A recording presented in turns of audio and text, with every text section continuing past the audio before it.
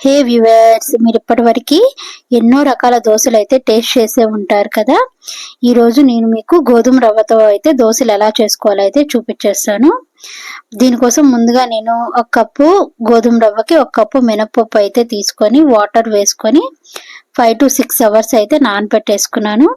ఇది శుభ్రంగా కడుక్కొని మిక్సీ జార్లో తీసుకొని వాటర్ వేసుకుంటూ దోసపిండిలో అయితే గ్రైండ్ చేసేసుకున్నానండి.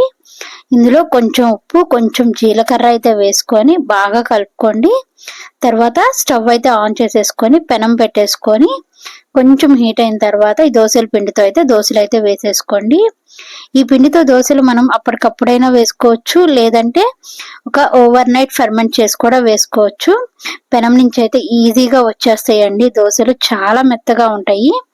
దీనికి కాంబినేషన్ గా నేను పల్లీ చట్నీ అండ్ సాంబార్ అయితే ప్రిఫర్ చేస్తాను, చాలా బాగుంటాయి.